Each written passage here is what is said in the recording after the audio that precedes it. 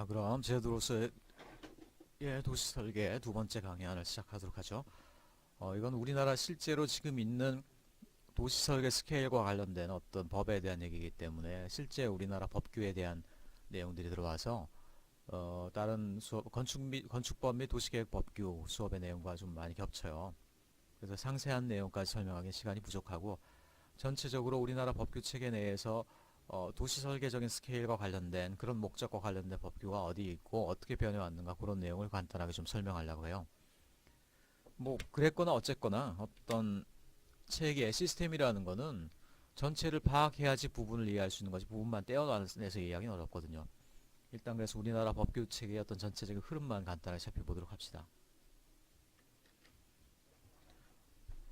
이게 기존 계획법 체계인데요. 기존이라는 건 사실 2002년에 우리나라 계획법이 크게 한 번의 변화가 있었어요. 그래서 전과 후로 나뉘는데 이 전까지 완성되어 있었던 법규는 사실 이런 체계예요. 뭐 위에 건 여러분 신경 쓸 거 없고 밑에 실제로 공간이 계획되는 것과 관련된 법령인데 보시면 가장 큰 특징이 뭡니까?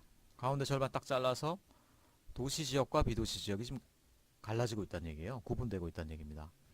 그래서 도시지역 같은 경우는 도시계획법에 의해서 어떤 어느 정도 상세한 규제가 이루어지는데 근데 그 외에 비도시역 같은 경우 국토이용관리법에 의해서 관리가 돼요. 자, 근데 문제는 뭐냐면 국토이용관리법에서는 실제로 이 국토 같은 경우는 대부분 농지랑 산지 등등 이런 데거든요. 이런 데는 또 다른 개별법들이 있어서 그 개별법들에 의해서 대부분 관리가 되더라는 거예요. 그러니까 사실상 국토이용관리법이 하는 역할이 별로 없는 거죠. 그러니까 특별한 어떤 규제가 들어가 있지 않고 계획 기능이 들어가 있지가 않아요. 그런데 도시지역은 이제 도시계획법에서 상세하게 관리가 되고 문제는 뭐냐면 요 사이의 간격을 어떻게 할 거냐는 거죠. 요 사이의 간격. 예를 들어서 도시가 이렇게 개발되고 있다고 쳐봐요. 여기가 도시지역이고 도시계획법에서 규제가 돼.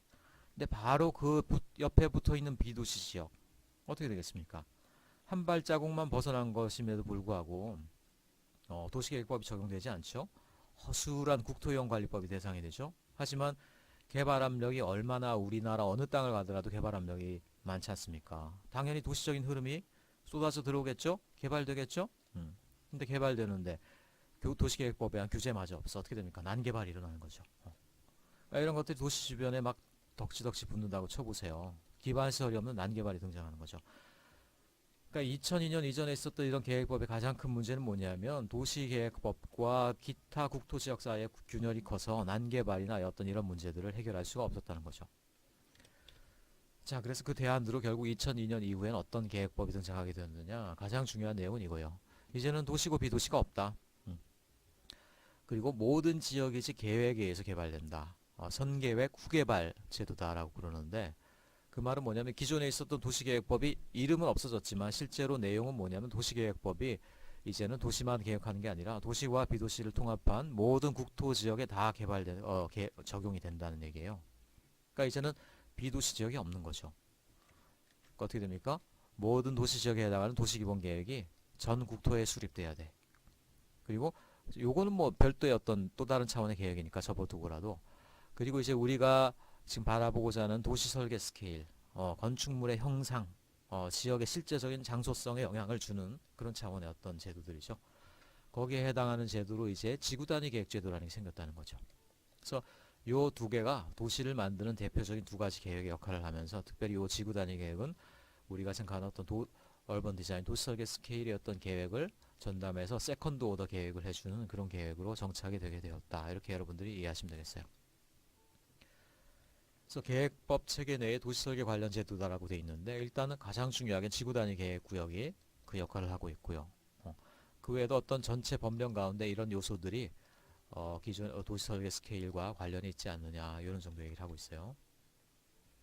그 외에도 뭐 인센티브 제도라든가 설계 심의 제도, 각종 뭐 도시 재개발과 관련된 제도들 이런 제도들도 그 내용을 보면 어떤 세컨드 오더랑 관련된 도시 설계적인 측면하고 관련이 있는 제도들이다라고 보시면 됩니다. 그래서 기존의 어떤 도시 설계 제도가 가장 큰 문제가 뭐였냐면은 우리나라 일반적인 지역 지구제에 의한 균등한 어떤 장소밖에 형성을 못했다는 얘기죠. 그러니까 이걸 피하기 위해서 그럼 어떻게 하면 특수한 도시, 특수하게 좀 아름답거나 아니면 특수하게 전통을 보존하거나 아니면 랜드마크가 있다라든가 그런 지역들을 우리가 어떻게 만들어내느냐 그런 고심 끝에 사실 여러 가지 제도를 만들었는데 맨 처음 생긴 게 그래서 1980년에 생긴 도시설계 지구제도예요. 두 번째로 또 생긴 것들이 상세계획구역이었습니다. 10년마다 한 번씩 생겼죠. 그리고 2000년 넘어가면서 이제 지구 단위 계획이 생겼는데 그러면 이 제도들은 대체 왜 만들어졌고 지금은 왜 그럼 역할을 하지 못하는 거냐? 일단 도시설계지구부터 한번 봅시다. 1980년에 생긴 건데요. 상당히 오래전에 생겼죠.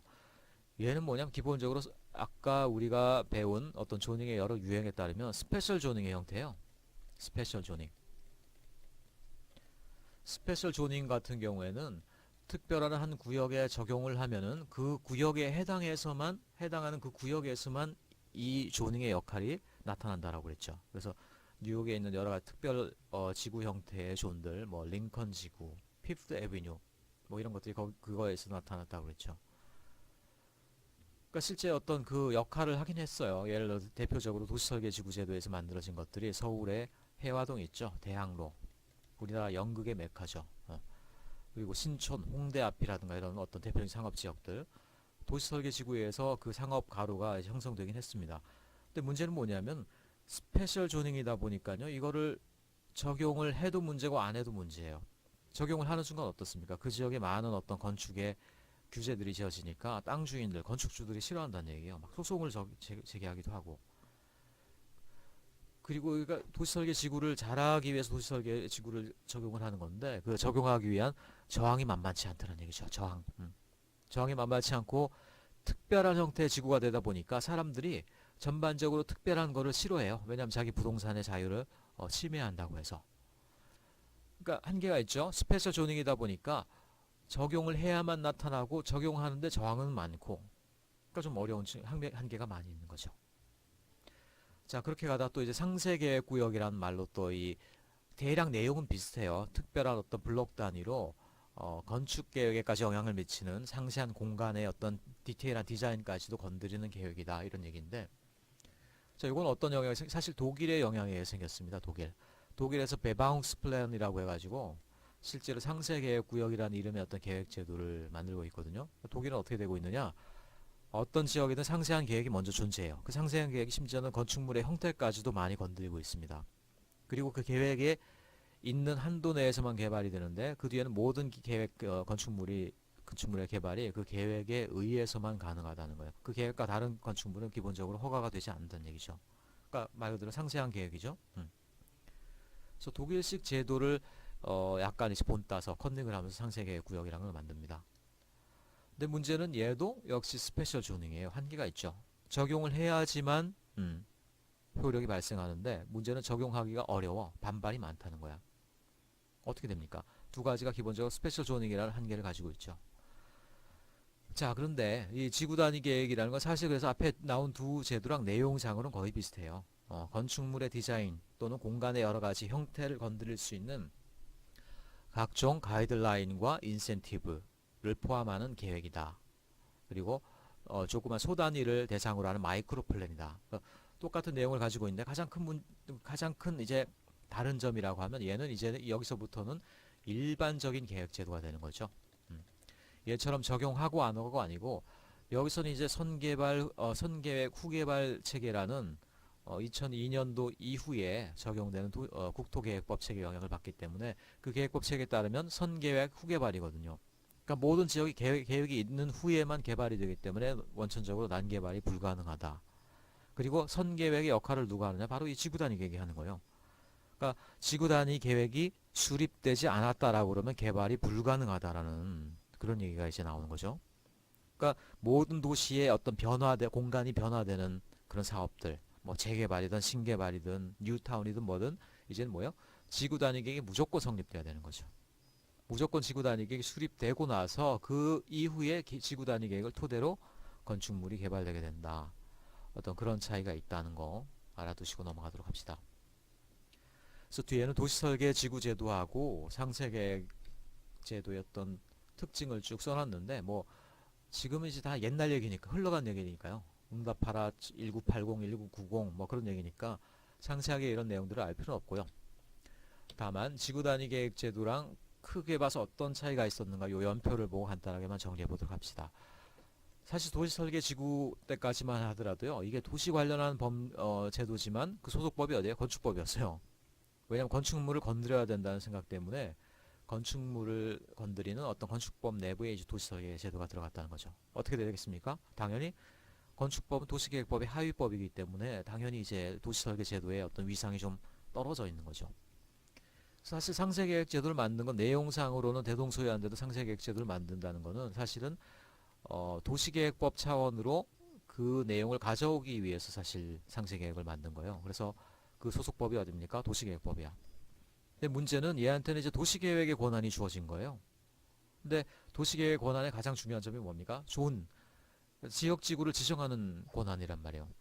그 상세계획법에서 지역지구를 새로 지정하는 권한까지 주어지니까 이제는 이게 너무 막강해진 거죠. 우리나라 같은 경우 일반 주거지역이 상업지역으로 변경되면 보통 땅값이 기본적으로 많게는 한 10배 이상도 뛰고 그럽니다. 부동산 가격이 굉장히 왔다 갔다 하는 거죠. 그러니까 상세계획 구역에 의해서 실제 도시계획이 새롭게 쓰여질 수 있다. 그러다 보니까 또 어떤 일이 생기겠습니까? 여러 가지 비리라든가 어떤 뭐 뒷돈이 오가는 세계라든가 실제로 그래서 우리나라의 대표적인 어떤 도시 설계가로 꼽히는 우리 분야의 원로분 한 분도 이렇게 이 뒤에 상세계획 가운데 어떤 비리 혐의가 있다 해서 이제 뭐 구속되신 적도 있고 뭐 그런 사고들이 생겼습니다. 그래서 지금 와서는 어떻게 돼요? 지금 이제 이런 것들이 다 특별한 지역지구 제도의 형태니까 문제가 있다 해서 지구단위 계획 제도로 이제 통합됐죠. 2000년이라고 했지만 실제로 선계획 후개발이라는 그 국토계획법 체계의 어떤 그 의도대로 성립된 지구단위 계획은 2002년도가 되겠죠. 2002년도에 수립되고 2003년부터 적용되기 시작했습니다. 그래서 앞에 나와 있는 두 개의 제도의 어떤 모든 내용을 포함하되 이제는 어떤 특별 지역 지구가 아닌 모든 도시 개발에 적용되는 기본적인 어떤 계획이라는 의미에서의 지구 단위 계획으로 바뀌게 됐고, 그 다음에 밑에 또 1종과 2종이라는 얘기가 나오는데 2종은 이제 비도시 지역을 대상으로 한 거다. 1종은 기존의 도시 지역을 대상으로 한 거다. 이렇게 이해하시면 되겠어요. 왜냐면 두 개가 계획하는 방식이 다를 거 아니에요. 시골 한가운데다 새롭게 어떤 촌락의 중심지를 낸다. 그거는 어떤 개발 압력이 충만한 도시 지역하고 개발 압력 자체가 없는 비도시 지역을 계획하는 방식은 달라야 될 거 아니에요. 그래서 이종 지구 단위 계획 같은 경우는 좀 더 계획법을 좀 더 완화하고요. 장려책들이 많이 있고 어떤 그런 특징들이 있어요. 그래서 그런 특징에 따라서 1종과 2종으로 구분을 하고 있다. 이렇게만 여러분들이 기억을 해 두시면 되겠습니다. 다시 한번 어떤 비교를 하고 있고요. 그래서 1종 지구 단위 계획은 뭐 좋은 얘기 축이 있고 기본적으로 도시 지역을 대상으로 한다. 2종 지구 단위 계획은 비도시 지역인데 비도시 지역 중에서 뭐 논밭 한가운데를 개발하는 거 아니죠? 비도시 지역인데도 불구하고 개발할 수 있는 지역이 사실 딱 두 군데예요. 계획관리 지역과 개발진흥지구거든요. 대표적으로 이 두 가지 지역을 개발할 때 먼저 제2종 지구 단위 계획을 수립하라. 이런 어떤 규정이 나와 있게 된 거죠. 넘어갑시다. 그래서 지구 단위 계획은 앞에 도시 설계 상세 계획은 도시의 특정한 일부분을 어떻게 특별하게 한번 설계해 보자 이런 의도를 가졌다라고 그러면 지구 단위 계획은 내용상으로는 똑같다고 하더라도 사실은 선계획 후개발 체도라는 어떤 전체 국토계획 체계를 완성한다는 의미를 가지고 있어요. 그리고 상세 계획에서 용도 지역을 새롭게 막 바꾸는 그런 권한이 있었다라고 그랬는데 그 권한이 사실 너무 이렇게 아까처럼 이렇게 여러 가지 문제가 많으니까 지구 단위 계획에서는 사실 그 성격을 조금 낮춰서 같은 종류의 용도 지역 내에서만 변경이 가능하더라. 그러니까 주거 지역이 상업 지역이 되거나 이런 것은 불가능하고요. 뭐 일종 주거 지역이 2종으로 바뀌거나 이런 것들은 뭐 같은 종류 내니까 가능한 걸로 그 정도로 그 권한을 조금 제한하게 됩니다. 그래서 지구 단위 계획은 아까 독일의 상세 계획 얘기했지만 그 독일어로는 베바웅스플란이라고 그래. 베바웅스플랜. B플랜이라고도 그러고요. 또는 뭐 영국의 로컬 플랜, 프랑스의 토지 점용 계획 이런 것들을 일종의 우리나라식으로 적용한 그런 제도가 되겠다. 그리고 아까도 얘기했지만 동일한 지역, 지구 내에서만 세분화할 수 있고 다른 용도로 바꿀 수 있는 권한은 이제 상세계획 이후로는 사라졌다. 이렇게 되어 있죠. 그래서 지구 단위 계획의 내용은 앞서 말한 어떤 그러니까 세컨드 오더적인 어떤 가이드라인과 인센티브에 대한 내용들 대부분이 포함되어 있습니다. 가장 중요하게는 가장 중요하게는 가구와 획지의 어떤 규모와 크기를 조정하는 거에서부터 비롯해서요. 또 그리고 어떤 지역을 계획하려고 그러면 이렇게 필지 단위, 기존에 있는 필지의 어떤 형태를 바꿔야 될 경우들이 굉장히 많습니다. 보통 개발이 되어 있지 않은 지역일수록 굉장히 자잘하고 이상한 모양의 필지들이 많아요. 그런데 그런 데다 예를 들어서 좀 큼직한 건물을 넣는다든가 외부 공간을 마련한다든가 그러려면은 좀 필지를 묶거나 아니면은 뭐 너무 큰 경우에 분할을 하거나 이렇게 해야 될 필요가 있다는 거예요. 그래서 지금 그림에 나오는 것처럼 너무 작은 필지를 공동으로 개발하게 한다라든가 아니면은 형태가 이상한 필지를 좀 이렇게 정형적인 형태로 바꾼다라든가 이런 여러 가지 획지의 규모를 바꿀 수 있는 권한이 지구 단위 계획에 주어져 있다 이런 얘기들이 나와 있어요. 그리고 용도를 제한할 수 있다라고 되어 있는데 도시계획법에서 허용되고 있는 용도라고 할지라도 지구 단위 계획에서 계획상의 어떤 필요에 의해서 다시 제한을 할 수 있다. 뭐 예를 들어서 이런 경우 생각할 수 있겠죠. 어떤 가로가 있는데 생활가로야. 어린이들 가족들이 많이 왔다 갔다 하는 가로다라는 거예요. 근데 도시계획법상 주어진 용도에서는 이 건물에 뭐 숙박업, 유흥시설, 위락시설이 들어서는 게 가능해. 근데 계획적으로 좀 더 마이크로하게 들여다봤을 때 이런 상황은 좀 좋지 않은 상황이죠. 어떻게 됩니까? 지구 단위 계획에서 다시 조정할 수 있다는 얘기죠. 그래서 이쪽에는 어떤 특별한 기피 기능을 넣는 거예요. 그래서 숙박업, 위락시설들이 들어서지 못하도록 제한을 할 수도 있다. 이런 얘기가 되겠죠. 그러니까 내용적인 계획이 되겠죠. 내용적인 계획. 카오디오 시설, 카센터 같은 이런 시설도 사실은 이 길이 활성화되는 데는 적합하지가 못해요. 이런 기능들이 왜 나타나냐 하면은 땅을 크게 쓰면서도 좀 이렇게 땅값이 낮은 곳에 이런 것들이 많이 들어서는데 근데 여기가 활성화된 가로가 되기 위해서는 조금 부적합한 기능입니다. 왜냐하면 차들을 여기 세워놓기도 하지만 또 차들이 수시로 들락날락하기 때문에 이 가로가 단절감이 심해져 위험하기도 하고 그래서 활기 있는 가로를 만들기 위해서는 여기에 어떤 이런 자동차 관련 시설들은 조금 기피를 할 필요가 있겠죠. 뭐 그런 것들이 지구 단위 계획을 통해서 가능하다는 거예요. 또 다른 사례를 보면은 자, 큰 오피스 건물이 들어섰습니다. 이런 경우 보통 1층에 어떤 은행이나 이런 정도 오피스가 들어가지 상점을 넣지는 않거든요. 그리고 건물의 어떤 파사드 디자인도 이렇게 폐쇄적으로 하는 경우들이 많아요. 근데 거기에 이제 지구 단위 계획에 특별한 어떤 가이드라인을 넣을 수 있는 거죠. 그래서 아무리 오피스 빌딩이라고 할지라도 1층에는 보행자 친화적인 상업 기능을 넣는다. 그리고 1층의 파사드는 좀 더 뭐니까 아케이드에 가깝게 이렇게 고려함으로써 가로변에서 보는 어떤 미관을 갖다가 살린다. 이런 코드를 집어넣는다라고 이런 건물들이 탄생할 수가 있는 거죠. 그리고 건축물의 건폐율이나 용적률을 규제할 수 있는 권한들이 이제 있죠. 규제할 뿐 아니라 때로는 이제 풀어주기도 하고 때로는 좀 더 이렇게 강화하기도 하고 이런 기능들이 지구 단위 계획 안에 있다는 거예요. 예를 들어서 이건 이제 대지 안의 공지라는 부분입니다. 큰 건물을 지을 때는 대지 안에 공지를 내놓고 그 공지의 비율에 따라서 사실 건물은 또 보너스를 받을 수가 있게 돼 있어요. 그래서 그거에 따라 더 변화하는 내용을 갖다 그림으로 그려놓은 거고요.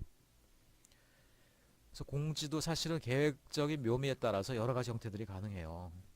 예를 들어서 전면 도로가 사람들이 많이 왔다 갔다 하는 지역이다. 그러면은 이렇게 면적 단위로 공지를 넣는 게 아니고 여기 건물을 지을 때 대로변을 따라서 이렇게 쭉 하나의 어떤 선형으로 이렇게 대상형이라고 써놨는데 띠의 모양으로 이렇게 공지를 넣으면 사람들이 훨씬 더 외부 공간을 넓게 쓸 수 있고 쾌적하겠죠. 그러니까 이렇게 대지 안에 들어가는 공지 형태를 유도할 수가 있더라. 또는 지하철이나 대중교통처럼 사람이 많이 모이는 지역이다. 그러면 이 건물의 필지 내부에 어떤 침상형이라고 하는 썬큰 가든이라고 그러죠. 썬큰 가든 형태의 공원을 넣음으로써 사람들이 지하철에서 나와서 바로 쾌적함을 누리고 그 다음에 지상부로 올라가도록 뭐 이런 형태로 민간의 개발을 공공의 공간과 연계되도록 유도를 하는 거죠.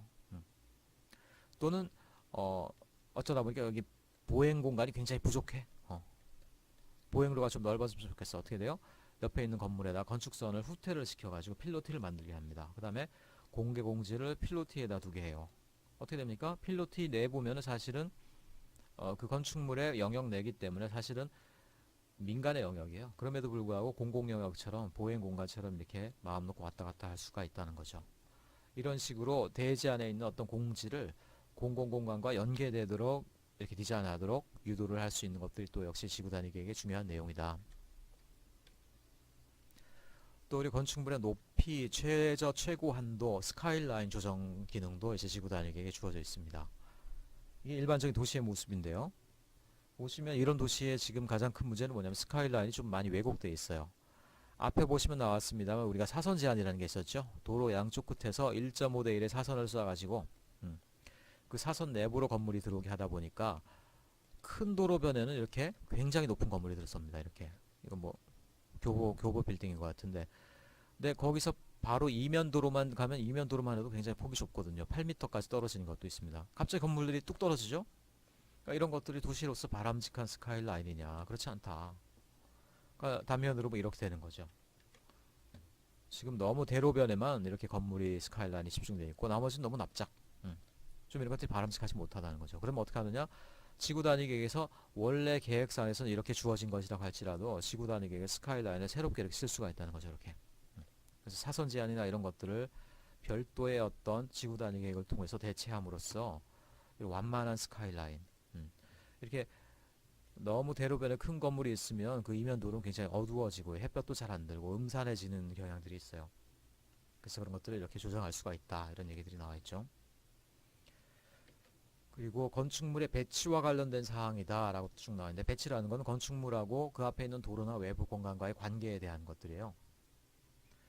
그래서 그거를 위한 어떤 도구들은 어떤 것들이 있냐, 건축선 지정, 뭐 벽면선 지정 여러 가지가 있는데, 일단 건축선이라는 게 무슨 의미인지 한번 봅시다. 건축선. 도로가 이렇게 있고 옆에 어떤 필지가 하나 있다고 쳐봐요. 기본적으로 필지가 만약 이렇게 존재한다라고 하면 건물이 어디에, 필지 안에 어디에 짓든 이것들은 이제 개인의 건축의 자유입니다. 그러니까 대부분의 건물들은 가로변에 딱 접해서, 특별히 상업지역 같은 경우는 접해서 지을 가능성이 크죠. 근데 문제는 이렇게 되면은 사람들이 너무 건축물에 대해서 압박감을 느낀다는 거예요. 보행자 공간 바로 앞에까지 건물이 딱 들어와 있고 건물이 막 10층이다. 압박감이 큰 거죠. 자, 이런 경우 어떻게 할 수 있느냐? 지구 단위 계획을 통해서 건축선을 이렇게 쭉 지정한다는 거예요. 그러니까 이 필지 경계선으로부터 한 1m나 2m 이렇게 이격을 하는 거죠. 자, 그럼 이런 것들이 어떻게 건축물에 영향을 주느냐? 건축물이 사실 그 건축선에 딱 맞닿는 방식으로 설계가 돼야 된다는 거예요. 물론 건축선에 맞닿고 나면 나머지 부분은 뭐 어떤 형태로 설계하든 그건 이제 자기 마음대로인데, 기본적으로 지정된 건축선과 건축물의 전면이 이렇게 딱 맞닿아야 된다는 거예요. 어떤 효과를 노릴 수 있어요? 두 가지가 있는데, 건축선을 후퇴를 시킴으로써 외부 공간이 좀 더 이렇게 넓어지는 효과를 거둘 수 있고요. 또 하나는 뭡니까? 이게 가지런하게 일렬로 쭉 늘어선 상가가 들어선다는 거예요. 여러분 예를 들어서 생각해 보세요. 상가가 이렇게 막 복잡하게 전면이 요철로 이루어져 있으면 이런 것들 사실 실제로 사람들의 입장에서 이런 것들을 쾌적하게 느끼지 못합니다.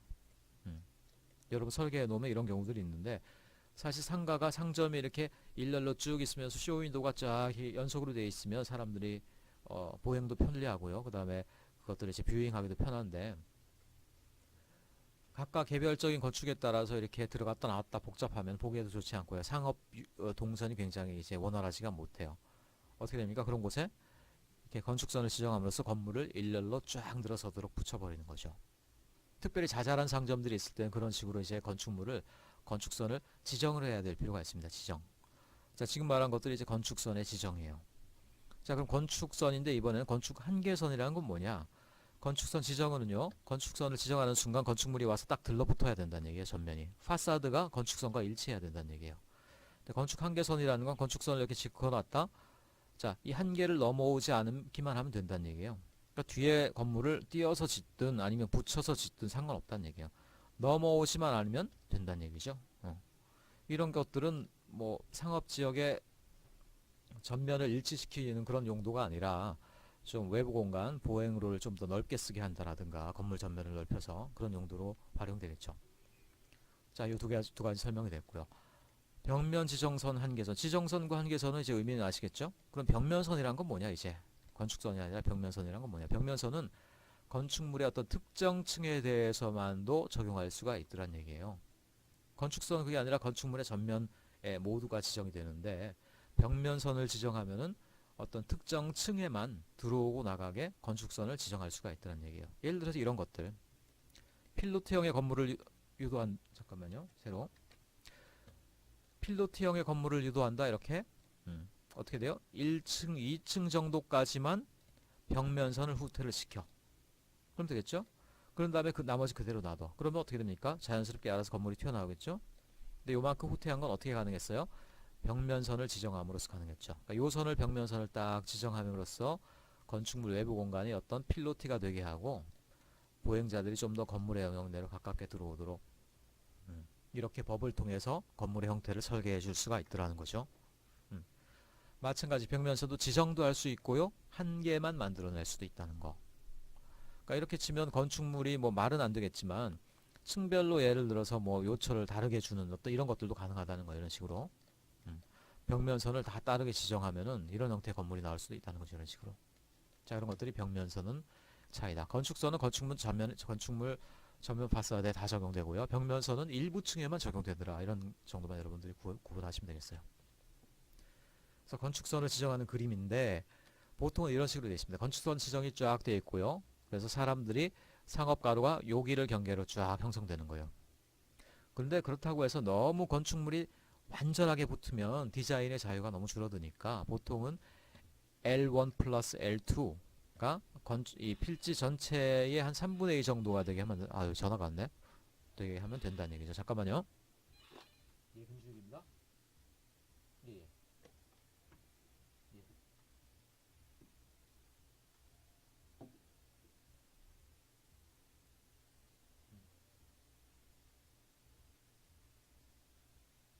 HDMI요?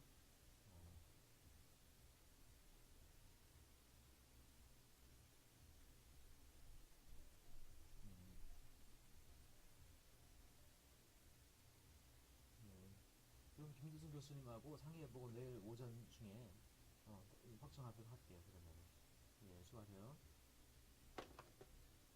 전화가 왔는데 안 받을 수가 없어서 미안합니다. 보통은 그래서 L1하고 L2가 전체 필지가 가로변에 접하는 길이 한 3분의 2 정도 이상만 되면 되도록 하게 하는 그렇게 하면 잠깐 입구 정도에서 잠깐 후퇴시키거나 이런 것들은 충분히 가능하겠죠. 이런 형태로 보통 건축선을 지정한다. 어디? 연속적인 상가를 조성하고 싶을 때 이런 보통 건축선을 많이 지정한다라는 얘기죠. 포항 같으면은 중앙상가변이나 이런 데 가보면은 자잘한 상점들이 쫙 일렬로 늘어서 있죠. 그런 것들이 이제 건축선 지정의 결과다 이렇게 보시면 되겠어요. 넘어갑시다. 그 다음에 건축 한계선을 적용한 사례들인데 건축 한계선 원래는 대지 경계선 여기인데 한계선을 여기로 적용을 했어요. 그러면 건축물이 이 영역 내에서만 건축이 가능하겠죠. 어떤 효과를 노려요? 지금 여기는 이면도로라고 되어 있네요. 이면도로고 지금 도로 폭이 좁아. 그러니까 보도가 따로 없어. 보도가 따로 없고 차들이 왔다 갔다 하니까 보행자들이 사이에 껴서 고생할 거 아니에요. 그러니까 이런 경우 건축 한계선을 지정함으로써 건축물을 좀 뒤로 밀려요. 밀어 놓으면은 자연히 여기가 이제 보행자 도로와 비슷한 공간들이 생기게 된다. 그런데 문제는 뭐냐면요. 이런 데에 또 이 건물주가 또 요상한 걸 막 갖다 놔요. 자기 물품을 갖다 놓는다라든가 입간판을 세운다라든가 자기 어쨌든 공간이라고 자기 주차를 해 놓는다라든가 그러다 보니까 여기 이제 사람들이 못 지나다니게 되는 그런 어떤 문제도 있습니다. 관리의 문제긴 하지만요. 그리고 벽면 지정선이나 건축 한계선을 지정함으로써 기존에 보도가 있는데 그 보도를 좀 더 넓게 쓰게 하고 이런 데 좀 공간적인 이벤트가 나타나게 하고 이런 것들 그런 것들도 가능하더라는 얘기죠. 건축물의 형태와 색채 이거는 디자인의 굉장히 디자인의 디테일한 부분이라고 생각하지만 그런 것들도 지구단위 계획을 사실 규제를 할 수가 있다는 거죠. 그러니까 건축물의 상당한 디테일한 어떤 건축 설계적인 측면까지도 지구단위 계획이 건드릴 수가 있게 된다. 또 요새 나오는 상당 부분이 또 경관과 많이 관련이 있죠. 경관이라는 건 자연적인 경관도 있고 도시적인 경관도 있고 또 전통적인 경관도 있죠. 문화재 이런 것들. 자, 이런 부분들도 지구 단위 계획을 통해서 물론 마이크로한 경관이 되겠죠. 큰 어떤 뭐 국립공원 이런 경관은 아니고 마이크로한 어떤 시가지의 경관을 지구 단위 계획을 통해서 계획할 수 있도록 되어 있다. 그 다음에 교통처리 어떤 기능적인 부분도 이렇게 들어가고요. 그리고 지구 단위 내에 어떤 공원을 넣는다라든가 녹지축이 지나간다라든가 이런 부분 주로 조경계획과 관련된 부분도 지구 단위 계획에 포함시킬 수 있다. 그리고 또 특별계획구역 제도라는 게 생겼어요. 특별계획구역. 요거는 어떤 특별한 한 지역을 정해놓고 그 지역을 주로 이제 현상 설계를 통해서 굉장히 특별한 지역을 만들겠다. 그 대상이 어떤 거 드리겠어요? 뭐 그냥 일반적인 백화점이 아니라 특별한 어떤 쇼핑 단지, 좀 국가적인 목적이 담겨 있는 뭐 한류타운 뭐 이런 정도가 될까요? 그다음에 어떤 컨벤션이나 특별한 전시장, 터미널 또는 뭐 시장인데 잘못 나왔네. 시장. 농수산물 도매시장, 출판단지, 뭐 파주나 이런 데 있는 그런 정도 규모겠죠. 이렇게 특별한 건축물이 들어간 특별한 지역을 만들 때는 특별계획구역을 선포할 수가 있다. 그래서 이런 것들은 지구 단위 계획 내에서도 또 그 안에서도 특별한 형태의 어떤 지역을 직접 설계를 해서 만들 수 있는 근거를 만들었습니다. 나름 이제 이게 아까 말한 스페셜 조닝이 여전히 살아있는 그런 근거가 되겠죠. 그래서 이런 것들은 별도의 개발안을 만들어서 지구 단위 계획으로 수용을 한다. 지구 단위 계획이 직접 설계하는 게 아니고요. 다른 데 설계해야 되는 안을 지구 단위 계획이 받아들여주는 그런 형태로 설계를 할 수 있다. 요거랑 비슷하게 또 하나 나와 있는 게 뭐냐면요. 최근에는 또 네이버를 한번 갖고 와 봤는데요. 네이버를 보면은 또 특별건축구역이라는 게 또 생겼어요. 서울시 조례로 생긴 건데 특별계획구역하고 또 비슷한 유사한 입장이긴 하지만 조화롭고 창의로운 건축물의 건축을 통해서 도시경관의 창출 뭐 어쩌고 하는 거 이런 거다라고 되어 있는데 역시 특별계획구역과 유사한 목적이 되겠어요.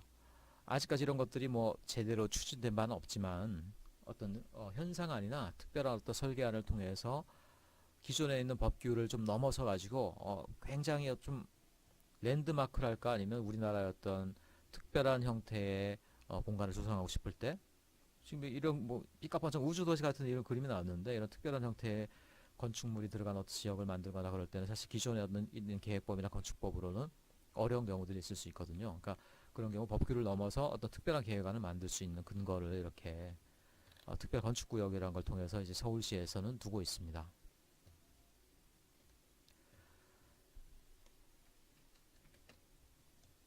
자, 그래서 특별계획구역이라는 것들도 지구 단위 계획의 한 내용으로 다뤄지고 있다. 이렇게 말씀드렸고요. 그래서 특별계획구역이 적용된 사례들이 되겠는데 신도림역, 그러니까 서울의 강서부죠, 강서부. 서울의 강서부 같은 경우에는 공장 이전 적지들이 되게 많아요. 그러니까 애경 산업 그 부지겠죠. 그러니까 큰 부지들이 구로구에 이렇게 많이 남아 있는데 그런 데를 자잘하게 잘라서 뭐 개발하느니 그 전체를 갖다 어떤 특별한 뭐 쇼핑몰이라든가 특별한 형태의 어떤 지구로 개발할 필요가 있겠죠. 그래서 이런 것들을 특별계획구역으로 묶어놓은 경우가 되겠고요. 불광시장 내에 어떤 시장을 재개발하는 부분에 있어서도 그 시장 재개발을 좀 특별하게 하기 위해서 특별계획구역을 선포하는 그런 사례들을 볼 수가 있습니다. 기타 토지 이용의 합리화 도시의 기능 증진에 필요한 사항들을 쭉 넣는다. 이런 것들은 좀 자잘한 내용들이 되겠는데요. 뭐 대문, 담, 울타리 주로 이런 것들을 지구 단위 계획을 통해서 조정할 수 있다. 이런 것들은 왠지 마을 만들기랑 좀 많이 관련된 것 같죠. 담장 없애기 사업 최근에 많이 있었잖아요. 그러니까 담이 실제로는 있어봤자 그런 것들이 방범의 역할을 잘 못하거든요. 담을 놓지 말고 차라리 거기다 가로등을 놓고 화분을 놓고 주차장을 만들고 그럼 오히려 그런 것들이 좀 더 안전하더라는 거예요. 왜냐하면 사람들이 서로를 이렇게 바라볼 수 있기 때문에. 복지 관련된 편의시설이라든가 이런 것들 그런 내용들도 막연하긴 하지만 포함될 수 있도록 이렇게 규정을 만들어 놨다. 한마디로 지구 단위기 다루지 못할 내용이 없네요. 다루지 못할 내용이 없죠. 자, 그 다음에는 이제 지구 단위 계획의 사례예요. 스케일별로 이제 여러 가지 어떤 큰 신도시 단위로 적용되는 사례, 어떤 특별한 어떤 거리 단위로 적용되는 사례, 뭐 비도시 휴양타운에 적용되는 사례 이렇게 세 가지 뽑아봤는데 파주 운정 신도시 같은 경우도 파주에 있는 신도시 전체 영역 아니에요. 이런 것들도 신도시 설계안이거든요. 신도시 설계안인데 뭐 전체 공간 구상에 대한 컨셉에서부터 녹지축 구상, 물순환 체계 구상, 특별히 파주 운정 신도시 같은 경우는 이 그린웨이랑 워터웨이 시스템을 이렇게 먼저 계획한 걸로 되게 유명해요. 그리고 그 계획안에 따라서 각각의 어떤 도시계획 시설이 들어가는 부분들 각 블록별로 세부적인 마이크로 플랜이 들어가고 거기에 해당하는 용적률 건폐율들이 차등적으로 적용되는 부분들 그리고 주거지역의 어떤 필지 크기를 갖다가 뭐 외곽으로 가면 갈수록 좀 더 이제 큰 필지를 넣고 내부로 올수록 공동주택 위주로 넣고 하는 그런 배치하는 내용들 이런 것들이 다 뭘로 통해서 계획되겠어요? 결국은 최종적으로는 지구 단위 계획에서 표현돼야 되는 내용이라는 거죠. 큰 마스터 플랜이지만 결국은 하나하나가 블록 단위로 지구 단위 계획으로 쪼개져서 결국 최종적으로 개발 계획으로 연결되게 된다. 그런 것들이 되겠고요. 그러니까 신도시 설계에 있어서 지구 단위 계획이 적용되는 사례 정도가 되겠어요. 넘어갑시다. 그리고 이 신도시, 이거는 뭐 우리 하는 내용이랑 좀 거리가 있는 내용이긴 한데, 신도시 전체를 지을 때도 사실은 그 일부를 아까 말한 특별계획구역 형태로 좀 더 미리 상세한 설계를 한 다음에요. 특별히 상업지역이나 아니면 그 도시의 특별한 랜드마크가 되는 지역인 경우에 그런 형태로 적용을 해요. 그래서 이 부분은 어떻게 되냐? 이 부분은 특별히 먼저 설계를 하는데 어떻게 되어 있느냐? PF 사업부지로 되어 있죠. 그리고 특별계획구역이 들어가 있죠. 여기 아까 얘기한. 그래서 이 지역을 먼저 개발 계획안을 낸 다음에 PF 사업부지는 뭐냐? 여기에 대한 상세한 설계안을 먼저 제시한 다음에 거기에 입점하거나 들어오게 될 개발자를 또는 건축주를 먼저 분양을 하는 거예요. 먼저 모집을 하는 거죠. 그럼 그 자체만으로도 먼저 많은 자금들이 모이겠죠. 그래서 그 자금을 토대로 전체 도시 개발 사업을 이끌어가는 어떤 추진력을 얻는 거죠. 밑돈을 얻는 거죠, 일종의. 어떤 그런 개념으로 먼저 이렇게 개발하는 지역을 이런 식으로 지구 단위 계획에서도 포함시킬 수 있다. 이런 내용들이 나와 있습니다. 두 번째 이제 건대 앞 노유거리인데요. 건대 대학 주변 대학촌에 있는 이면도로죠. 915 건대 앞에 능동도 사이를 지나가는 이면도로가 되겠는데, 보통은 이제 이면도로면 좀 지저분하면서 대학 가면 먹자골목이에요, 대부분. 먹자골목이 자잘한 술집들, 분식점들 있고 그런 데인데 좀 환경은 열악할 거 아니에요. 그러니까. 네, 그런 데를 조금 특징적이고 지구 단위를 통해서 거리를 좀 건전한 방향으로 디자인 가이드라인 한번 적용해보자, 이런 시도가 있었던 거죠. 그래서 보면 이렇게 생겼는데, 건축물의 용도를 먼저 쭉 이렇게 한번 조사를 해보고요. 건축물의 층수 대부분 한 3, 4, 5층이죠. 용적률도 이렇게 불규칙하게 분포하고 있는데, 거기에 이제 문제점들이 뭐냐, 지금 이런 상황이라는 거죠. 일단 전신주가 서 있고요. 그 다음에 불필요한 용도들이 다닥다닥 붙어 있고, 건축물의 파사드가 거의 관리가 안 돼 있죠. 카페면 카페 그 디자인만 살짝 바뀌어져 있고, 위에 올라가니까 다시 또 노란 타일이 붙어 있네. 이런 것들.